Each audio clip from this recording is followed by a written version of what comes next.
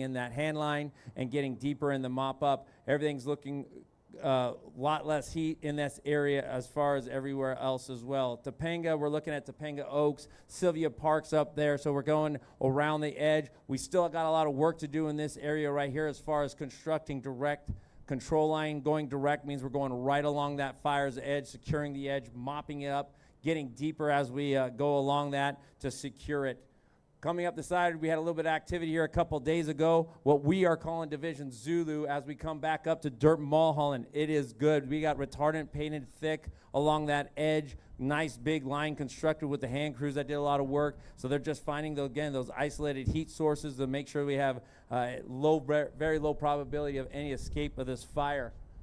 Coming around the top, the dirt Mulholland, coming around to the corner and coming back down into Mandeville Canyon, same story. Resources are still scouring that edge that's to secure it and getting behind those structures in Mandeville Canyon, make sure there's nothing that can roll out or do any damage that we don't want done to any structures. And they're working really hard to get as depth as they can in there. Overall, that's the more brush area of the fire, is the top half of the fire. Find very little activity in there. We do still have helicopters up there dropping on those heat sources to help the ground crews out.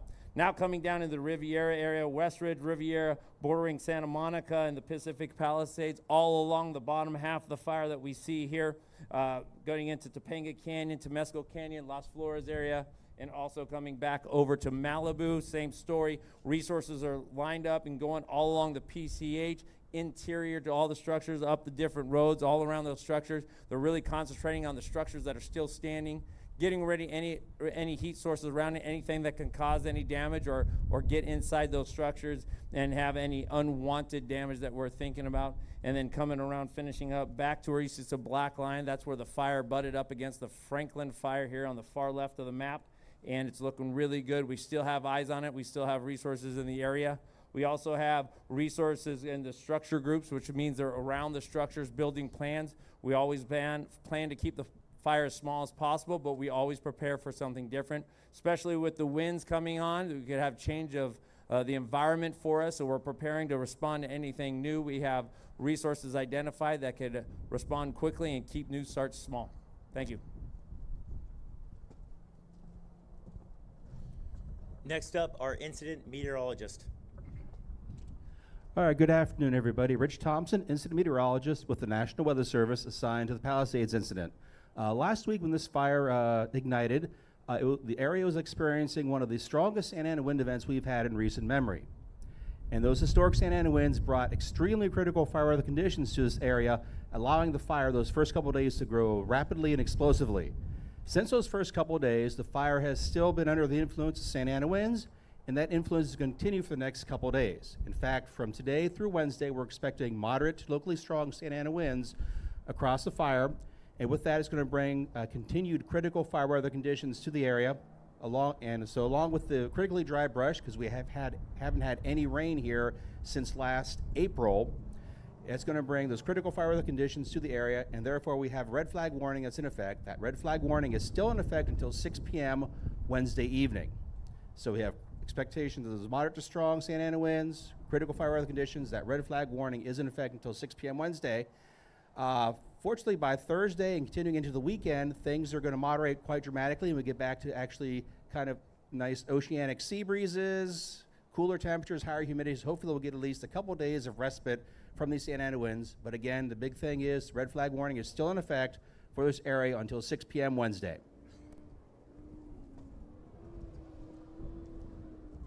Thank you. Now I'd like to invite all of our speakers and guests up to the stage, please.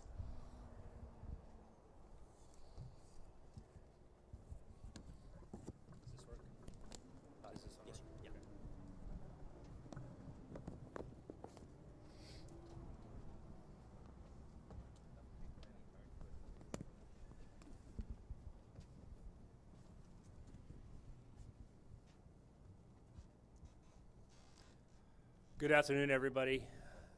My name is Joe Everett. I'm the Assistant Chief for Operations West Bureau from the Los Angeles City Fire Department, covering the area of the impacted zone. It troubles me to see these things happen to my neighbors. This is an area that I live, work, and play. All that being said, I have to put my emotions behind me because it's time for me to roll up my sleeves along with this incredible team I have behind me to really help with those business continuity and resiliency plans and try to get this place back up on their feet at the best of our abilities. I proudly stand with a number of partners in the area, but primarily my fire partners, Los Angeles County, who we share the border with, of course myself, Los Angeles City, and then we have our force multiplier, Cal Fire incident management team to help us, along with a number of law enforcement partners. We have a good team to help you the best of our abilities. Within the city of Los Angeles, we're still actively working in there. We do have some active structure fires left over from the original impact, and we're also bracing for some severe weather that you just heard from our weather specialist. So I just want to tell the city Angelinos that we are not out of this yet. We have a significant storm coming tonight, so listen to all the warnings that you've heard, and please, believe me when I tell you that we're in this together. But I really want you to be safe until we get out of this next storm, and then we can take the next step. Cal Fire Incident Management Team 2 Incident Commander. Good afternoon. I'm Jim Hudson with Cal Fire Incident Management Team 2 and Unified Incident Commander for the Palisades incident. Over the last 36 hours, we have seen very little fire growth on this incident, which is a positive. However, it's important to remember, as was just stated, we are still under a red flag event, and we will continue to surge resources to the priorities around this fire. The priorities right now are extinguishing any flare-ups around structures, responding to any hotspots on the interior around structures, and primarily building line for community protection. Those have been our priorities the last throughout this incident, but we've been able to achieve those priorities.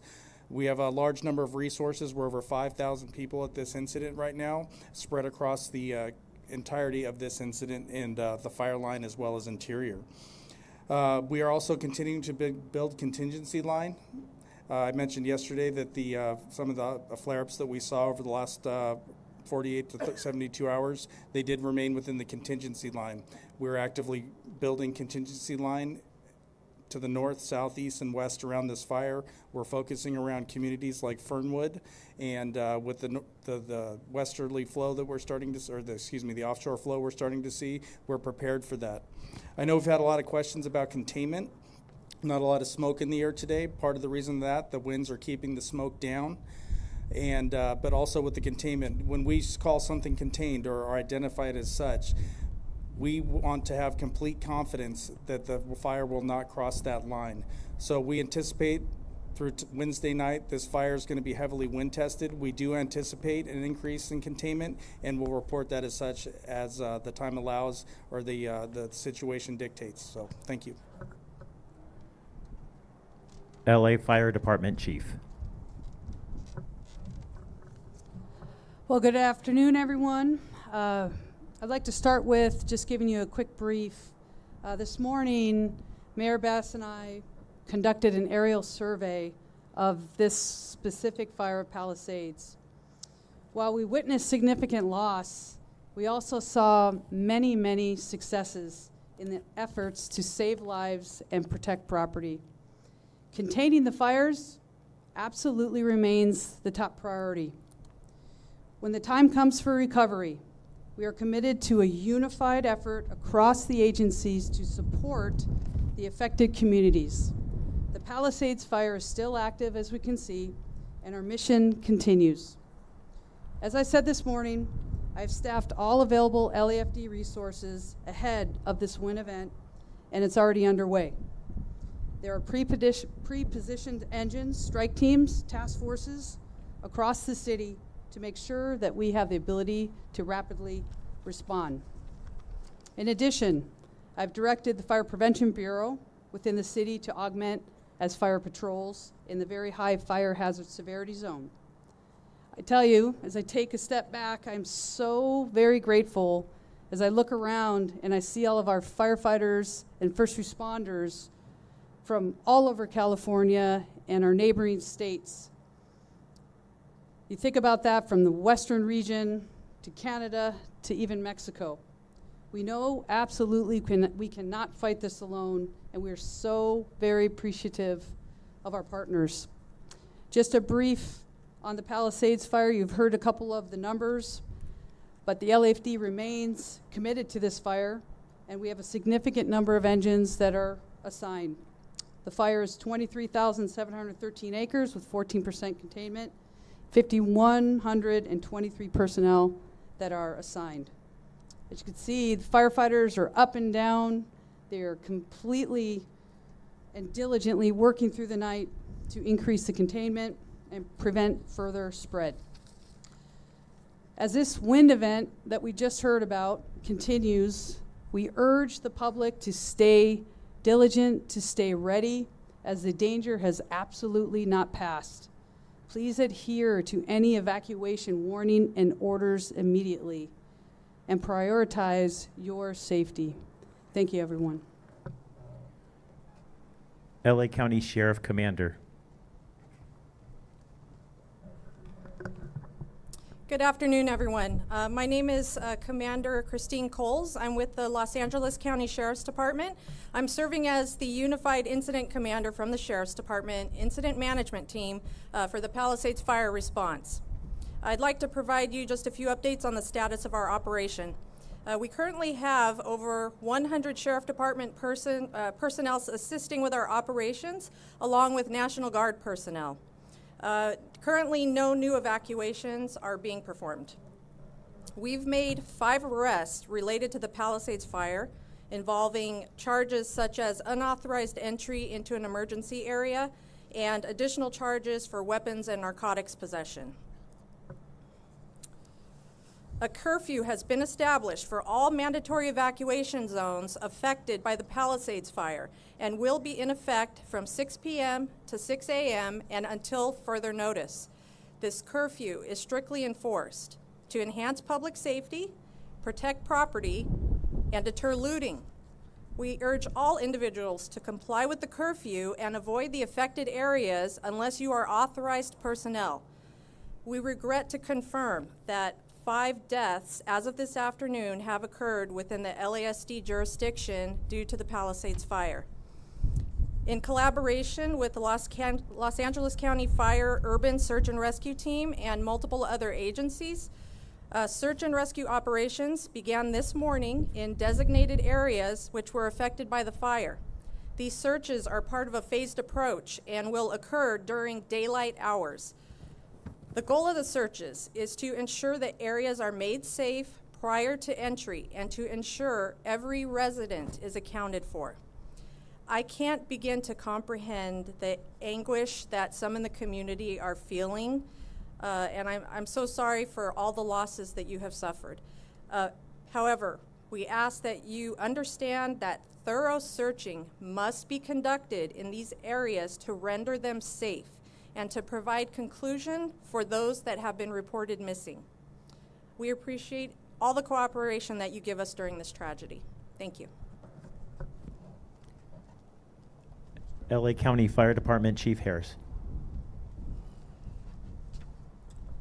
Good afternoon.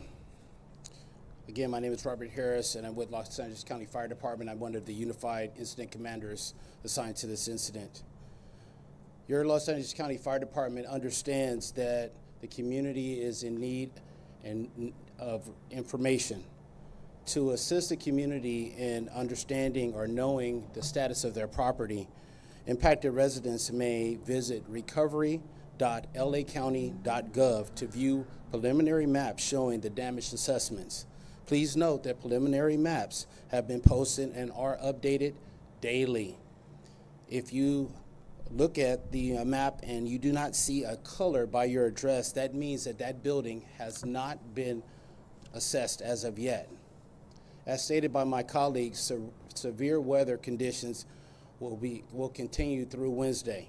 Please be assured that the Los Angeles County Fire Department is prepared, and we are anticipating winds and low humidity and low moisture, which will be a threat to the Los Angeles County area, and it will be critical. We ask all Los Angeles County residents in fire-prone areas to understand that the public safety shutoffs are critical and necessary for the collective safety of the community and for preventing additional wildland fires.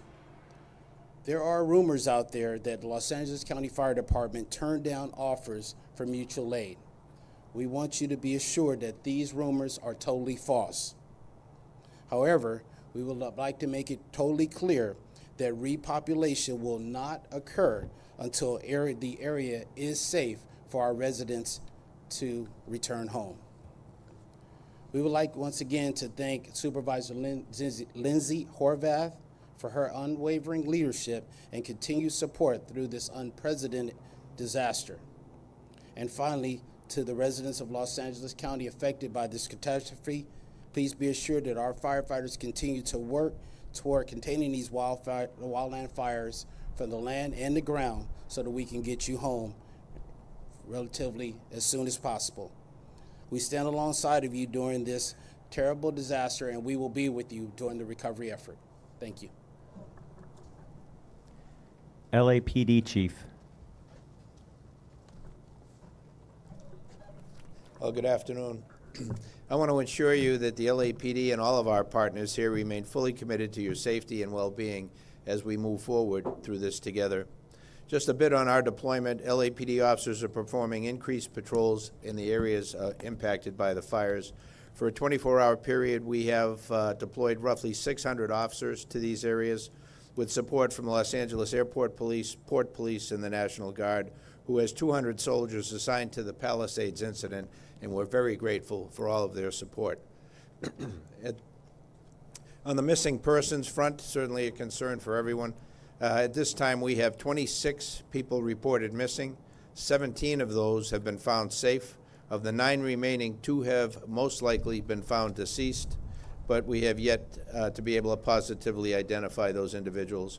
1 has likely been found safe at a shelter, but refused contact with the police, and 6 remain unaccounted for. Anybody who may have information on any of those 6, if you would, please let us know. In total, 3 fatalities were fire-related. 1 fatality died at a hospital, but had not been previously reported missing. On the arrest front, we've made a total of 14 arrests. 3 of those were for failure to obey curfew, impersonating an officer 1, impersonating a firefighter 1, unauthorized entry to a closed emergency area 2 people, 1 for driving under the influence, 1 for vandalism, 1 for possession of ammo and burglary tools, 2 for burglary, and 2 for conspiracy to commit burglary. So in spite of what we say up here, there are people who are still going to take advantage of the situation, so please help us out with that. Animal services, on that front, we're sensitive to the fact that in the rush to evacuate, many residents were forced to leave their pets behind. In order to help residents gain access to the pets that were left behind, Animal Services is accepting calls and creating a list for CAL FIRE to assist with facilitating reunification with their pets. That number is 888-452-7381. And Animal Services is deploying 2 animal regulation officers here to the Zuma command post to be able to assist in that and inspect undamaged properties for animals. Again, just a reminder on the curfew, my partner, Commander Coles, mentioned the curfew order will remain in place tonight from 6 p.m. to 6 a.m., and unless you're public safety personnel or other disaster workers, you have no reason to be at these locations. If you are in those areas, as you've heard over and over again, you will be subject to arrest. Enforcing a curfew is an important tool to keep the burn areas and evacuated property secure and to keep looters out. This effort also helps to protect public safety personnel who are operating in darkness in very difficult circumstances. As you heard previously, there's still a threat there from gas lines, electricity down, power lines, not to mention the toxic environment that's been created. So unless you have a real official reason to be there, please stay out. In closing, I just want to reiterate that our department, that all of us standing be here with you today before you, are with you. We're here for you for the duration, not only to ensure your safety, but provide support and resources necessary to recover and ultimately rebuild. I want to assure the community that we're working tirelessly every day to protect lives, property, and maintain public safety during this critical time. Thank you for your understanding, your patience, and your resilience during this very, very difficult time for all. Thank you. CAL FIRE Director.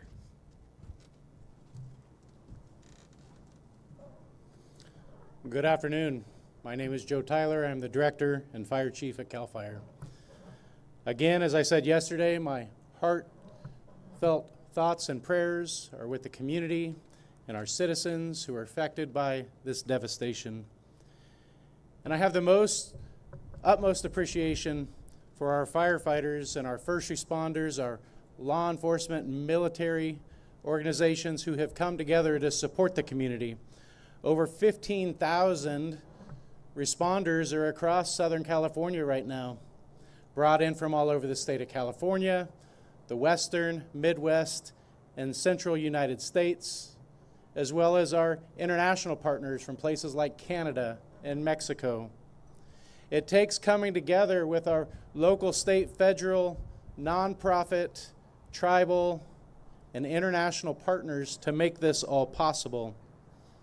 And as we continue to mitigate the hazards that are occurring here at Palisades and mitigating the hazards that are occurring at the Eaton Fire while we're continuing to do damage assessment with multiple damage assessment teams, being able to publish that information as you heard earlier, we recognize that these conditions will change and being able to look ahead. So the other portion of CAL FIRE is our natural resource protection responsibilities. And working together with the Department of Conservation's California Geological Survey and CAL FIRE with our foresters and hydrologists are working together to look at the burned soil severity, looking at the risk factors, and providing a plan that will be supported with our local and county leaders on how we are going to continue to recover and mitigate the next steps of this community. We continue to pre-position resources for this event that we've heard about going through Wednesday night. Throughout the Los Angeles County, greater Los Angeles area, San Bernardino, Riverside, Orange County, San Diego, there are pre-positioned resources across the area. We have moved aircraft to various Southern California airports while we continue to support the Palisades and the Eaton, making sure that they are out of the wind-prone area and are able to get off the ground when needed. We set up a mobilization center. It's sitting in Beaumont, California at Noble Creek Park. For resources to be filled in that mobilization center as a staging area to be able to move them north, south, east, or west. As we continue through this event for the next 2 days through Wednesday evening, we need you to remain vigilant, ready to evacuate, heeding the caution of law enforcement, military, National Guardsmen, your firefighters. Heed their warnings so they can fight fire and not have to focus entirely on rescues. For additional information, as you heard and you will hear, you can go to a variety of links on websites to find out more information that's available, but from CAL FIRE's perspective specifically, fire.ca.gov, links to all of our local and county official websites, and to prepare yourself better, go to readyforwildfire.org. Thank you. CHP Commissioner. Good afternoon. I'm Sean DeRee. I'm the Commissioner of the California Highway Patrol. Currently, the CHP has over 700 officers that continue to be on tactical alert in the LA region. 248 of those during this 24-hour period are assigned to both the Pacific Palisades and the Eaton Fire. Their general role is general law enforcement support for the Los Angeles County Sheriff's Department, Los Angeles Police Department, looter suppression. Many of them are on traffic control. Just a message, I would ask you to have patience with the officers that are on traffic control. They are not the ones making the decision to deny entry, to not allow people to reoccupy. We're interacting with a lot of members of the community. Emotions are high, and that's being taken out on the officers. During briefing, we're asking our officers to have empathy, to show patience, and we'll ask the community to have some tolerance for the officers as well.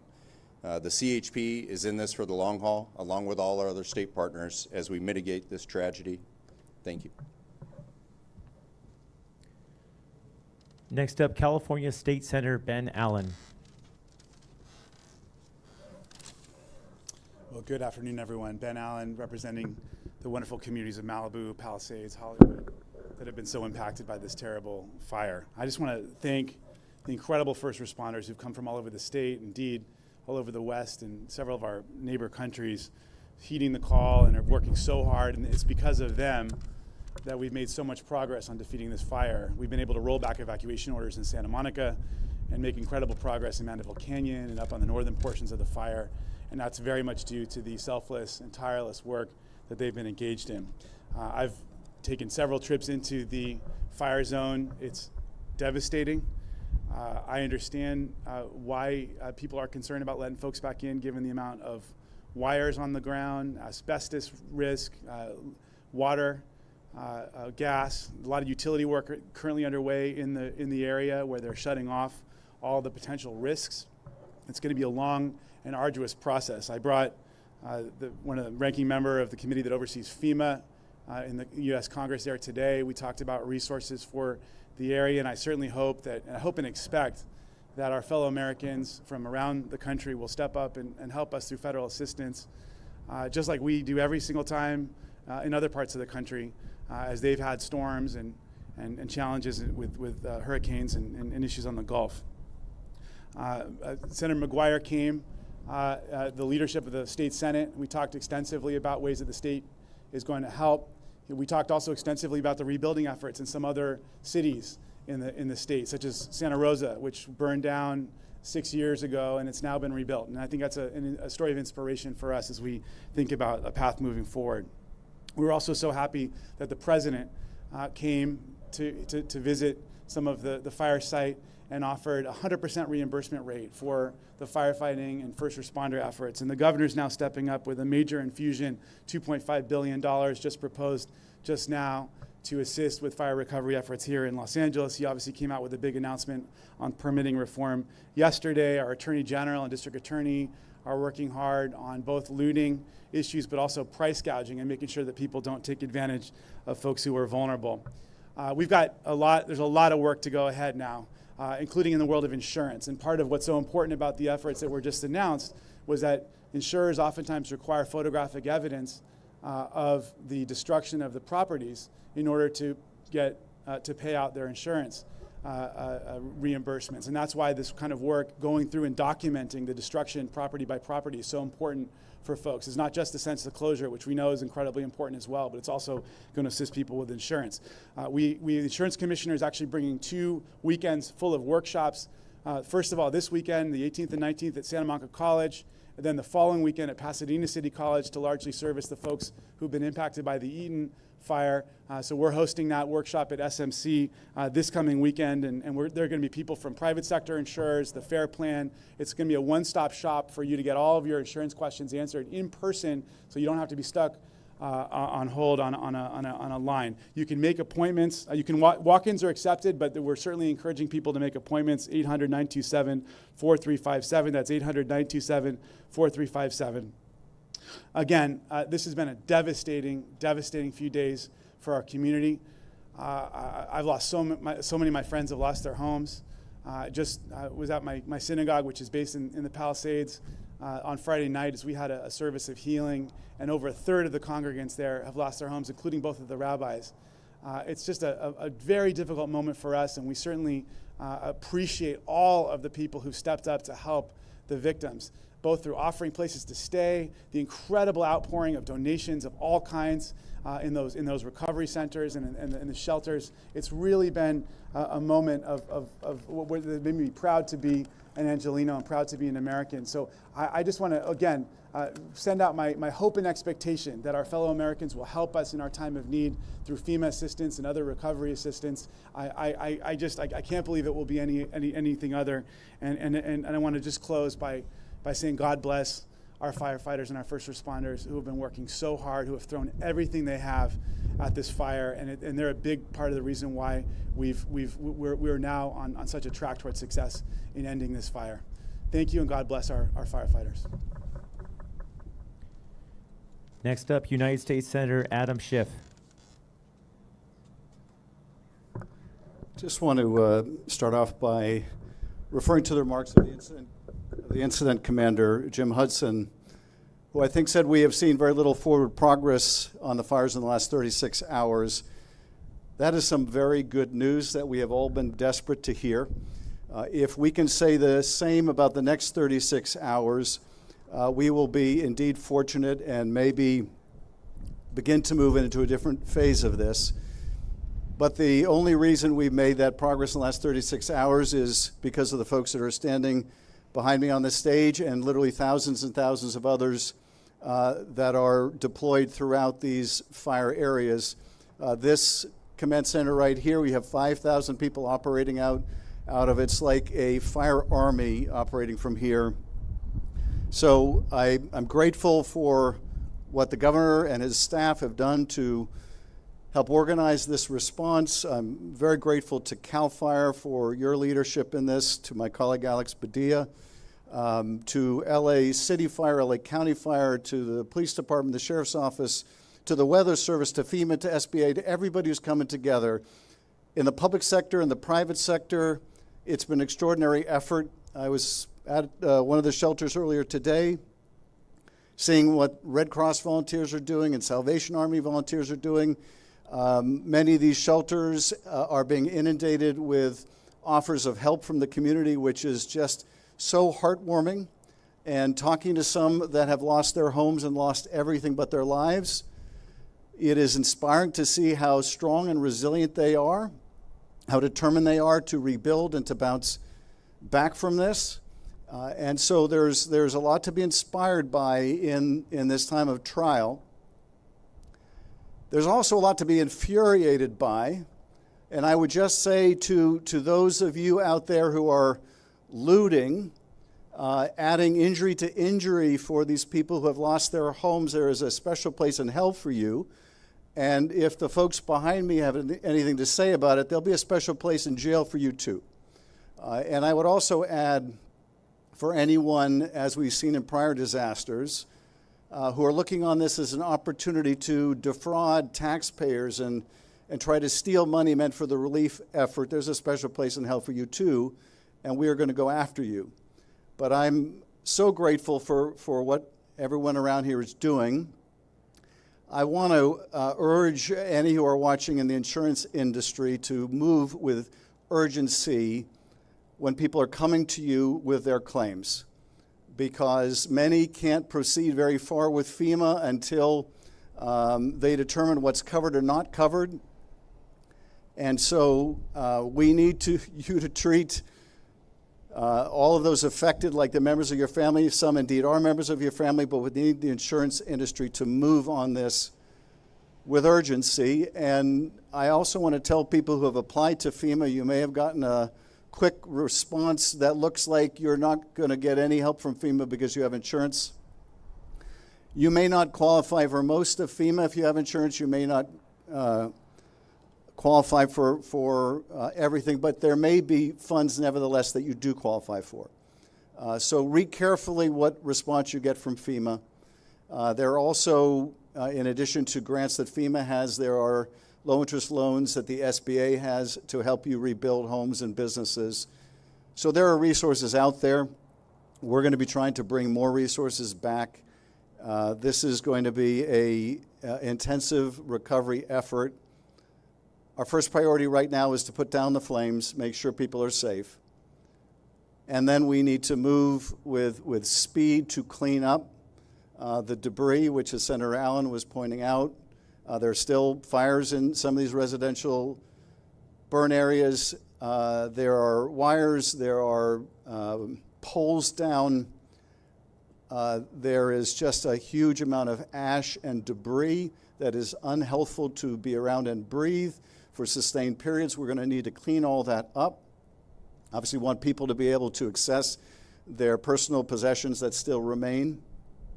But we need to, when the time comes, we need to move up that cleanup effort and really get to it.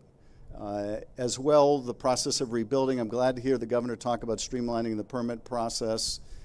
We can't have this drag out for 10 years. We need to get this done urgently. Let's make this a model on how you can quickly rebuild after a major disaster.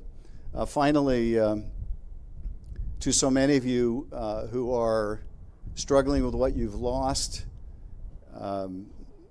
the whole state, the whole country is thinking of you, is sending their prayers to you, wants to be helpful to you.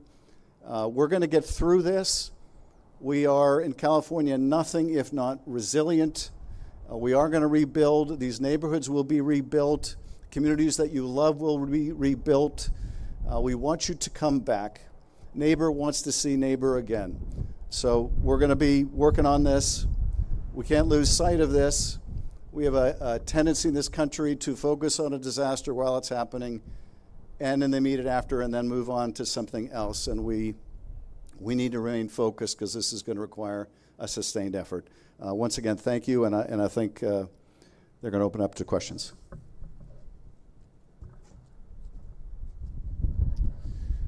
We're incredibly grateful to be joined by our partners from the California National Guard as well.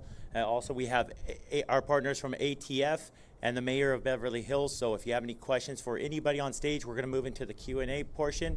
My partner, Captain Scott, is out there with a microphone. If you have a question, if you could please raise your hand. He's going to get the question read out loud, and we'll find the best person to answer it. First question's in reference to the fire caused by CNN's Julia Jones. Hi there. Good afternoon. Thank you for answering our questions. My question is about the investigation and one of the hypotheses that was raised in an article by Times about the possibility of this fire that might have started from a fireworks fire near a popular hiking trail near here over New Year's Eve. Could you speak to that hypothesis and whether or not the fire appears at this point to have human causes? Yeah, thank you for that. If they're looking at all possibilities, they can't talk about the investigation while it's ongoing. As you know, they're also looking at the cause and point of origin for all of these fires. So the task force that we mentioned yesterday that's together is being led by the Bureau of Alcohol, Tobacco, and Firearms. They are the best in the business at doing this, working closely with our Major Crimes Division and the Sheriff's Arson and Explosive Section and the FBI as needed as well. So you're not likely to hear anything specific about the questions you're asking now until that comes to a resolution. So I apologize for not being able to be more detailed on that. Second question will be in reference to the death toll by Spectrum One's Chase Beach. Hi there. Just hoping to get a bit of clarification, maybe from the Sheriff's Department.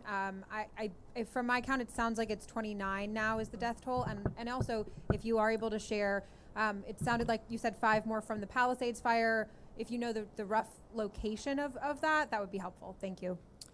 So the amount of deaths that I reported, which was 5, responsibility. So some of the numbers that are being reported are a combination of the Eaton fire and the Palisades fire, and some numbers that you're seeing out there are a combination of the Sheriff's Department and LAPD areas. So only within the Sheriff's Department area of responsibility, we have had 5 deaths. The next question is in reference to the spread of the fire, particularly Friday and Saturday by Los Angeles Times. Grace Tuhey. I was hoping to get some more details about how you guys were able to successfully contain the fire when it was threatening West Los Angeles as well as the Encino and Tarzana area. How are we able to get that under control, and are you expecting those same areas to be a concern if the winds or when the winds do pick up? As far as the area is concerned, right now the wind is favorable for Tarzana and actually the entire 101 corridor. So with the offshore flow, they are actually burning back towards the coast. It was a very aggressive firefight. I can say that multitude of different strategies and tactics used, primarily tactics. We did have a successful day with our aviation assets that day due to the wind, and they were working very hard and building line with retardant and using the rotor wing or the helicopters to drop water. And that was primarily a direct attack incident. Crews were working right along the fire line, and it was a lot of hard work and a lot of effort that was put into that day. To summarize that, crews were engaged across the whole perimeter there.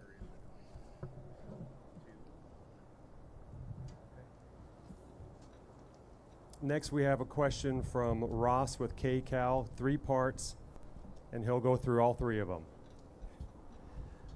Thank you, Chief Crowley. If I may ask you a question from CBS News and KCAL News. First and foremost, our analysis from the numbers that CAL FIRE has given us show of the 5,000 people fighting in this fire, 85% of them are from Southern California, our local heroes, men and women.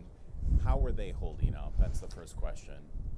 So I'll speak specifically from our LAFD members, and please join in. I tell you, our people are resilient. They are working extremely hard. I did have the opportunity to speak directly with our members that are assigned to the local fire stations, where it was initially, they were fighting fire. And I tell you, they stand strong and proud, but I also want to tell you in the community that they feel what the community is feeling. Their community is our community and vice versa. So we visited the fire stations and our people are fatigued, but they keep showing up. And I'm extremely, extremely, extremely proud of them. And I'm sure that goes across the board with every single entity that is reported to this specific fire. They're incredible. As we go into this period now, the wind gusts perhaps as high as 70 miles an hour beginning late tonight and through Wednesday. How have you changed the firefight tactics, and what do you have to say to residents in this area about, is the fire possibly going to whip back up out of control? We're only at 14% containment right now after nearly a week. Right, so I'll speak really high level, and then we can bring in the operational experts in that regard. But when it comes to just the lean forward posture, this is still an active incident, very active incident. We have 5,000 people, individuals who are assigned just to this incident. Mind you, let's talk about all the other incidents that have already occurred, and we still have to build recovery from that side. That lean forward posture is very, very important. Do not let your guard down.